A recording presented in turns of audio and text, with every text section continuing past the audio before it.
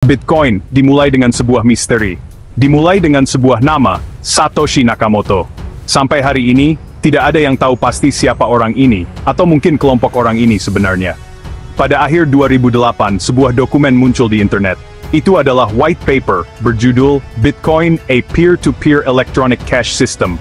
Dokumen ini dikirimkan ke sekelompok kecil kriptografer dan ilmuwan komputer. Dokumen ini memaparkan ide brilian untuk jenis uang baru. Uang yang akan sepenuhnya digital. Uang ini tidak akan dikendalikan oleh bank, pemerintah, atau entitas tunggal manapun. Itu adalah konsep revolusioner, lahir dari bayang-bayang internet.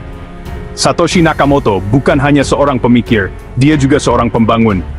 Tak lama setelah menerbitkan white paper, pada Januari 2009, dia merilis versi pertama perangkat lunak Bitcoin.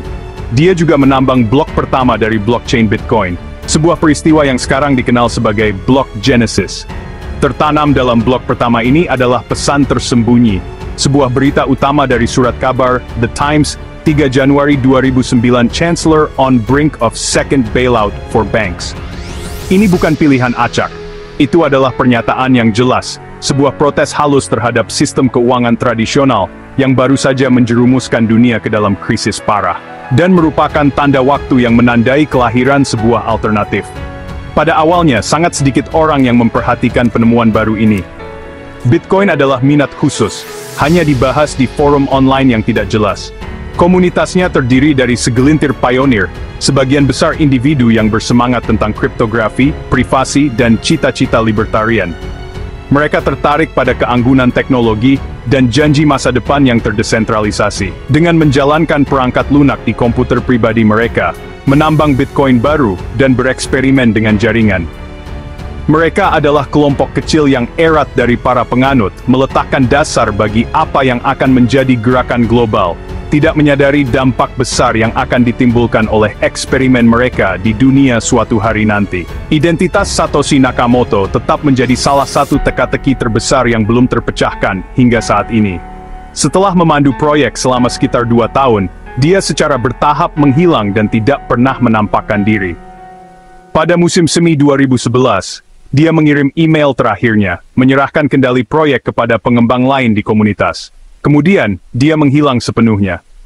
Spekulasi tentang identitasnya berkisar dari akademisi brilian hingga lembaga pemerintah rahasia, tetapi tidak ada yang pernah terbukti secara definitif sebagai Satoshi. Anonimitasnya bagaimanapun, hanya menambah legenda Bitcoin. Ini memperkuat gagasan bahwa teknologi lebih besar dari satu orang, dan ini adalah milik semua orang yang menggunakannya. Alasan utama penciptaan Bitcoin adalah ketidakpercayaan yang mendalam terhadap sistem keuangan tradisional.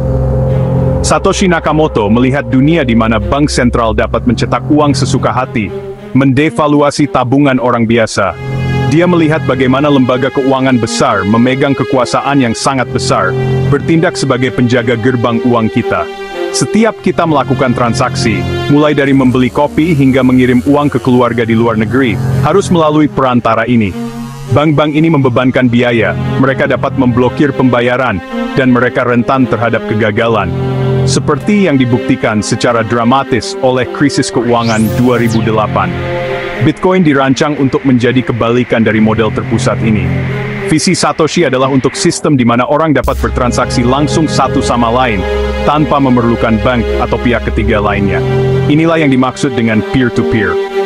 Jaringan itu sendiri akan memverifikasi dan mencatat semua transaksi pada buku besar publik yang disebut blockchain. Buku besar ini didistribusikan di ribuan komputer di seluruh dunia, membuatnya sangat aman dan hampir tidak mungkin untuk dirusak. Dengan menghilangkan perantara, Bitcoin bertujuan untuk membuat transaksi keuangan lebih murah, lebih cepat, dan lebih mudah diakses oleh semua orang, terlepas dari di mana mereka tinggal, atau apakah mereka memiliki akses ke rekening bank.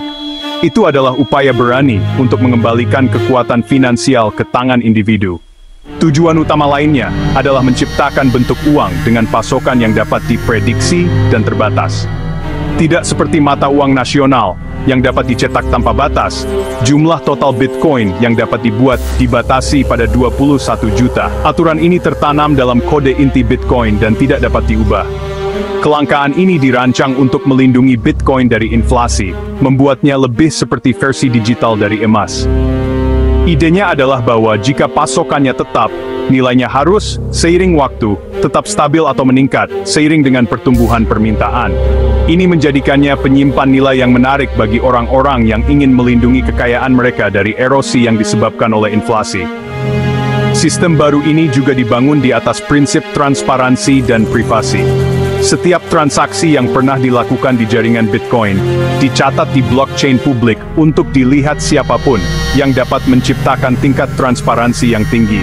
Namun, identitas orang yang melakukan transaksi tersebut disembunyikan di balik alamat samaran, yang merupakan rangkaian panjang huruf dan angka. Sehingga memberikan lapisan privasi, memungkinkan orang untuk bertransaksi tanpa mengungkapkan identitas dunia nyata mereka. Bayangkan ini seperti buku besar yang bisa dilihat semua orang, tapi nama Anda di sana disembunyikan. Jadi, semua orang bisa percaya sistemnya adil, tapi privasi keuangan Anda tetap aman. Ini penting sekali di dunia digital. Selama tahun pertama keberadaannya, Bitcoin tidak memiliki nilai dunia nyata. Bitcoin awalnya hanyalah eksperimen menarik bagi para penggemar teknologi, tetapi Anda tidak bisa menggunakannya untuk membeli apapun. Bitcoin diperdagangkan untuk bersenang-senang di forum, seringkali dengan harga sepersekian sen. Itu semua berubah pada 22 Mei 2010, tanggal yang sekarang dirayakan oleh komunitas kripto sebagai Bitcoin Pizza Day. Seorang programmer dari Florida bernama Laszlo Hanyecz membuat postingan di forum Bitcoin. Dia menawarkan untuk membayar 10.000 Bitcoin kepada siapapun yang akan memesan dan mengantarkan 2 pizza besar ke rumahnya. Saat itu, ini adalah hal baru. Cara untuk membuktikan bahwa mata uang digital ini benar-benar dapat digunakan untuk pembelian di dunia nyata. Seorang remaja di Inggris melihat postingan itu, menerima tawaran itu, dan memesan 2 pizza dari Papa John's di dekat rumah Laszlo, membayar dengan kartu kreditnya. Sebagai imbalannya, Laszlo mengiriminya 10.000 Bitcoin. Ini adalah transaksi komersial pertama yang didokumentasikan menggunakan Bitcoin. Kedua pizza itu secara efektif memberikan Bitcoin titik harga pertamanya, menilai setiap koin sekitar 0,4 sen. Sebuah langkah kecil, tetapi monumental dan menjadi awal perkembangan Bitcoin. Hal itu menunjukkan bahwa Bitcoin dapat berfungsi sebagai alat tukar, menjembatani kesenjangan antara dunia digital dan dunia fisik. Dan ini bukti bahwa konsep itu berhasil, memindahkannya dari ide teoretis ke realitas praktis. Melihat ke belakang, transaksi itu tampak hampir tidak dapat dipercaya. Pada harga puncak Bitcoin, 10.000 Bitcoin itu akan bernilai ratusan juta dolar, menjadikannya pizza termahal dalam sejarah. Laszlo sendiri mengatakan dia tidak menyesal, karena dia bangga berperan dalam pengembangan awal teknologi. Kisah ini berfungsi sebagai pengingat yang kuat tentang seberapa jauh Bitcoin telah berkembang.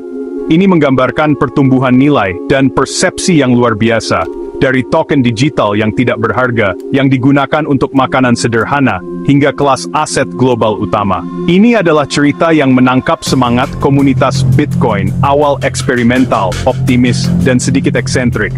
Transaksi pizza membuka peluang besar pertumbuhan Bitcoin masa itu. Perlahan tapi pasti, lebih banyak pedagang dan individu mulai menerima Bitcoin sebagai bentuk pembayaran.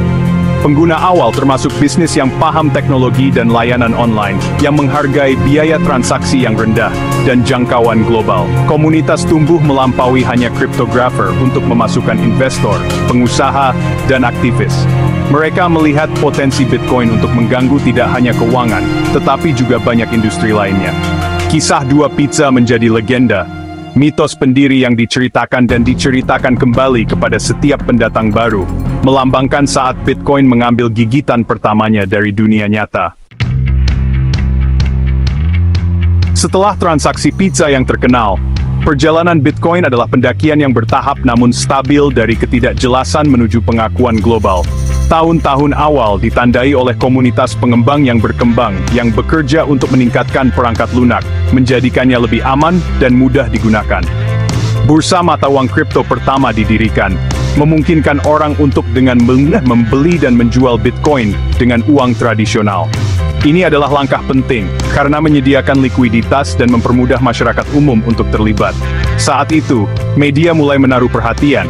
Mereka menerbitkan artikel untuk memperkenalkan mata uang digital baru ini kepada publik yang penasaran, dengan nada yang seringkali menggabungkan antara ketertarikan dan keraguan.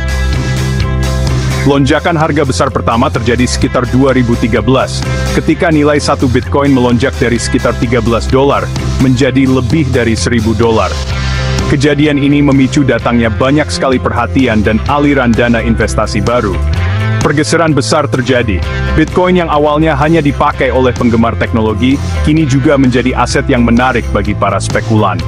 Periode ini penuh gejolak, di mana harga mata uang kripto seringkali berubah sangat cepat dan drastis. Terlepas dari volatilitas, setiap siklus harga membawa lebih banyak orang ke dalam ekosistem.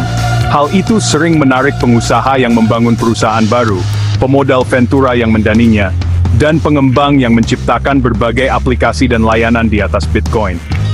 Teknologi terus berkembang.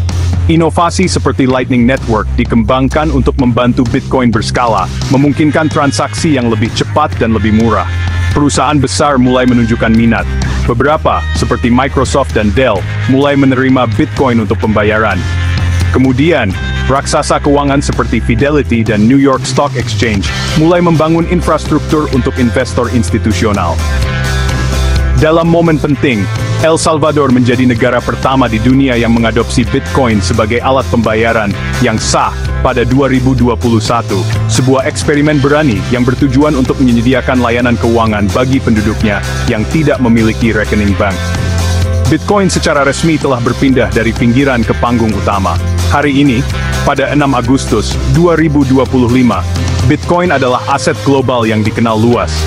Jutaan orang di seluruh dunia memegangnya sebagai investasi, menggunakannya untuk pembayaran, atau mengandalkannya sebagai penyimpan nilai, terutama di negara-negara dengan ekonomi tidak stabil dan inflasi tinggi. Ini dibahas setiap hari di berita keuangan, diperdebatkan oleh pembuat kebijakan, dan dipelajari oleh akademisi. Meskipun masih menghadapi tantangan terkait skalabilitas, regulasi, dan masalah lingkungan, prinsip-prinsip intinya tetap relevan seperti sebelumnya.